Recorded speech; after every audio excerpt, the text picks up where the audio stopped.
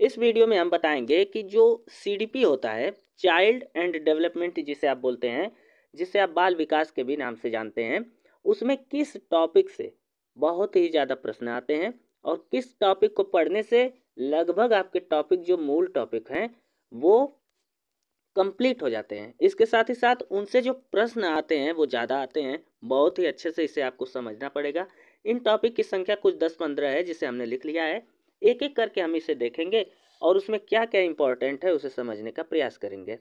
तो इसमें जो पहला टॉपिक है वो है वृद्धि एवं विकास।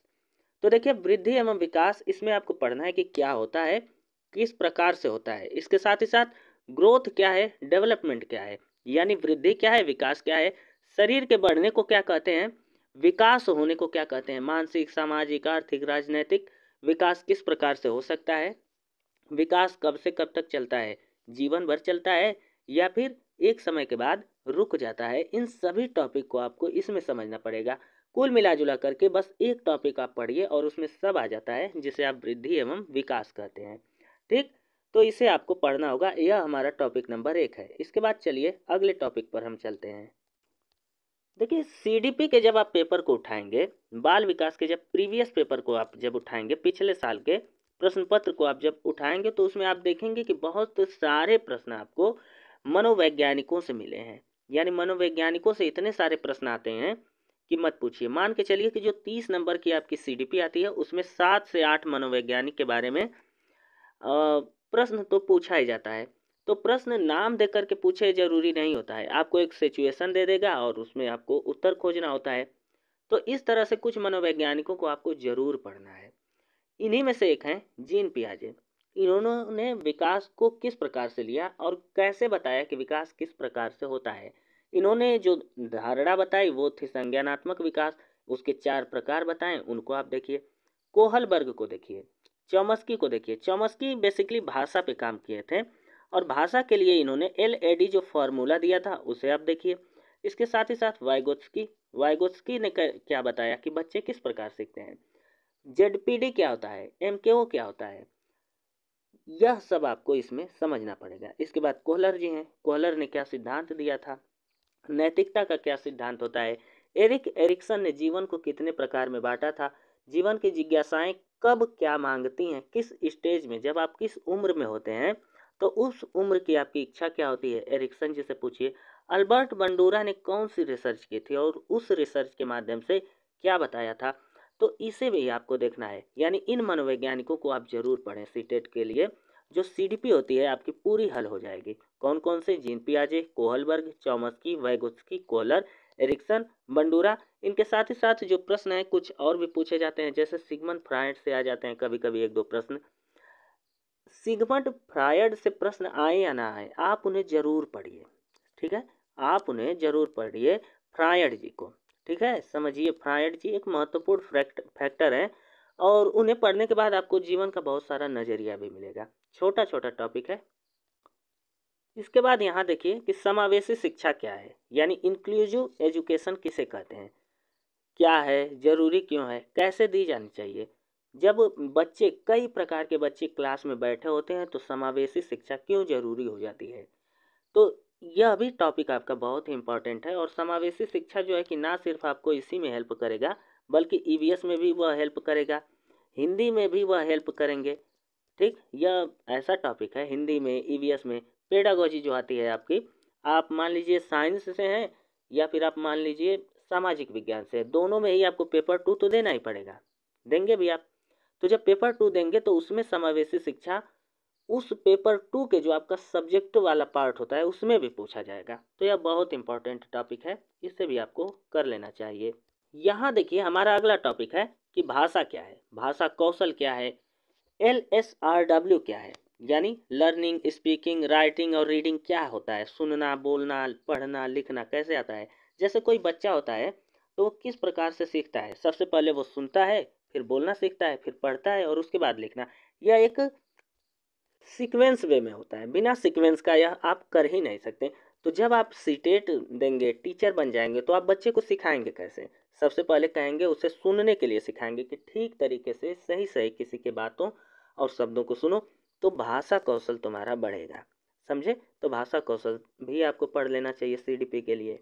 ये वाला जो टॉपिक है वो बहुत इंपॉर्टेंट है भाई, इसे तो मिस मत कीजिए। देखिए बुद्धि लब्धि, बुद्धि क्या है, इंटेलिजेंस किसे कहते हैं, बुद्धि क्या है, कैसे काम करती है, बुद्धि लब्धि का सूत्र याद कीजिए और बुद्धि लब्धि का जो फार्मूला होता है उस पर सवाल हल करने का प्रयास कीजिए, सवाल भी जो पूछा जाता है।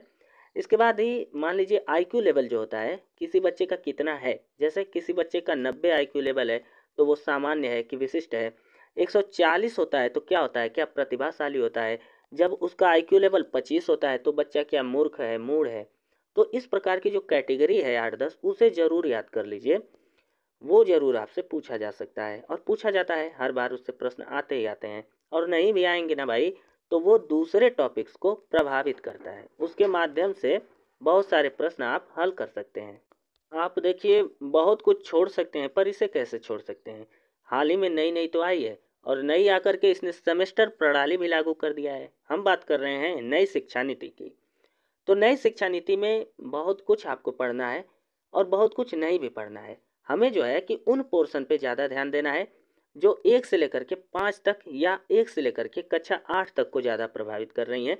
साथ ही साथ आप क्लास 12 तक के बातों को भी पढ़ सकते हैं। और पिछली बार हम जब दिए थे अभी सीईटी तो उसमें जो पूछा गया था उसमें कि अब जो है कि शिक्षा का फार्मूला क्या हो गया है। तो पहले जो है कि 10+2 हुआ करता था, अब हो गया है 5+3+3+4 ऐसे करके हो गया है।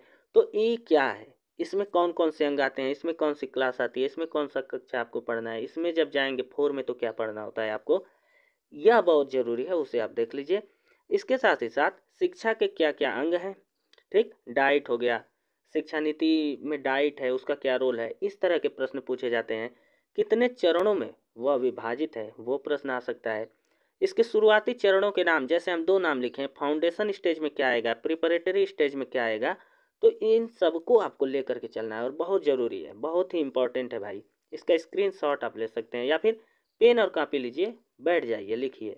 यहाँ देखिए अगला टॉपिक हमारा है मोटिवेशन। मोटिवेशन को हम क्या कहते हैं, अभिप्रेरणा।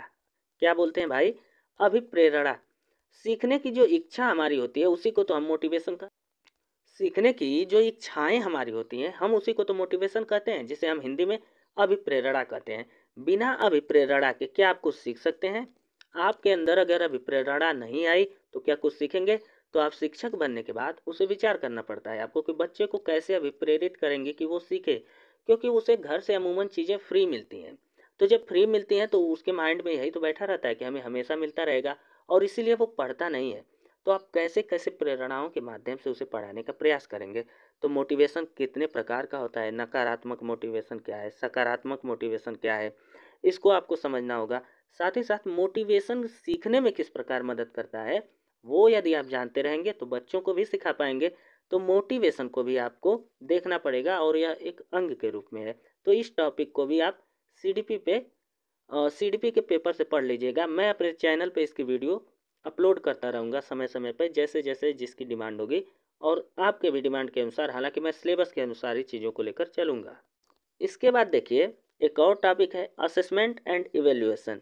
असेसमेंट क्या है और इवेल्युएशन क्या है, इन दोनों में अंतर क्या है, इनके टूल्स क्या हैं, इनकी टेक्निक्स क्या है और इनके इवेल्युएशन कैसे होता है, मतलब tools and techniques of evaluation. Evaluation का मतलब होता है कि किसी भी बच्चे का मूल्यांकन करना, यानी उसकी वैल्यू निर्धारित करना कि किस प्रकार से उसे आगे ले जाया जाए। परीक्षा होती है तो उसमें कौन सी वैल्यू आप चेक करेंगे, किस प्रकार का प्रश्न पत्र बनाएंगे, यह सब इसमें शामिल होता है। साथ ही आपके पढ़ने पढ़ाने की टेक्निक्स क्या होगी इस पर भी आपको ध्यान देना पड़ेगा। तो यह एक बहुत ही इम्पोर्टेंट टॉपिक है और हर बार पूछा जाता है। इसी में आता है assessment for learning, assessment as learning, peer assessment क्या होता है, यह सब कुछ आपको समझना पड़ेगा, ठीक। इसके बाद यहाँ देखिए अब एक बहुत ही बढ़िया बात पे हम आ गए हैं जिसे आप डायग्नोस्टिक एंड रेमेडियल टीचिंग कहते हैं। देखिए डायग्नोस्टिक और रेमेडियल टीचिंग बच्चे के लिए बहुत ज़रूरी है, जिसे आप उपचारात्मक या निदानात्मक कहते हैं। जैसे जो रेमेडियल होगा, रेमेडियल होता है निदानात्मक, क्या होता है, निदानात्मक। और ये डायग्नोस्टिक क्या होता है, उपचारात्मक, क्या होता है, उपचारात्मक होता है। तो कहने का मतलब है कि किसी भी बच्चे का उपचारात्मक उपचारात्मक पहचान करनी पड़ती है कि बच्चे में समस्या क्या है, कमियाँ क्या हैं। तो यह बच्चे का क्या है, उपचार है। बच्चे का क्या है, उपचार। लेकिन रेमेडियल क्या है, जब उस उपचार का आप निदान कर देंगे, यानी दुःख से मुक्ति दिला देंगे, निदान कर देंगे, तो इसको रेमेडियल बोला जाता है। इसे बहुत अच्छे से कर लीजिएगा, क्योंकि यह जो टॉपिक पूछा जाता है ना, उसमें कोई प्रश्न दे देगा और प्रश्न करके आपसे पूछेगा कि इसमें कौन सी समस्या है, उपचारात्मक है कि निदानात्मक है, आपको बताना पड़ेगा। समझे? यहाँ देखिए अगला टॉपिक है सीटेट में, जैसे एनसीएफ, एनईपी क्या होता है, आरटीई एक्ट क्या है, आरटीई एक्ट में क्या क्या प्रावधान किए गए हैं, विकलांगों के लिए क्या प्रावधान है, बच्चों के लिए क्या प्रावधान है, एनसीएफ क्या है, नेशनल करिकुलम फ्रेमवर्क क्या है, सीसीई क्या है, चाइल्ड अर्ली एजुकेशन क्या है आपका, एनसीएफ 2000 में क्या कहा गया था, एनसीएफ 2005 में क्या बदलाव किया गया था, यही सबसे ज़्यादा पूछा जाता है। आपसे पूछा जाएगा कि सबसे पहले एनसीएफ कब आया था, 1980 में, 88 में, 84 में कि 85 में, उसी टाइम पे यह शुरू हुआ था। तो भाई यह कुछ आपके इम्पोर्टेंट टॉपिक हैं। यह जो है कि हम सीडीपी के लिए बताएं, यह टॉपिक हम किसके लिए बताए हैं, सीडीपी के लिए। अब इसी तरह से हम कई टॉपिक अपलोड करेंगे जो कि ईवीएस के लिए होगा, ठीक है, हिंदी के लिए होगा भाई आपका, मैथ के लिए होगा। मैं बहुत अच्छे से इस परीक्षा को के दोनों ही पेपरों को निकाल चुका हूँ और इतना अच्छे से मैंने नोट्स बनाए। नोट्स भी आपको मैं किसी दिन अपलोड करूँगा, दिखा दूँगा कि मैंने कितने गंदे नोट्स बनाए थे। और मैं ये सजेस्ट करूँगा कि आप भी जो है कि कीवर्ड के साथ नोट्स बनाएं, जैसे मैंने बनाया था। उसके एक एक कीवर्ड को हम ज़रूर आपको समझाएंगे। तो चलिए तब तक के लिए धन्यवाद, और अगली वीडियो हम ज़रूर अपलोड करेंगे इम्पोर्टेंट टॉपिक्स की।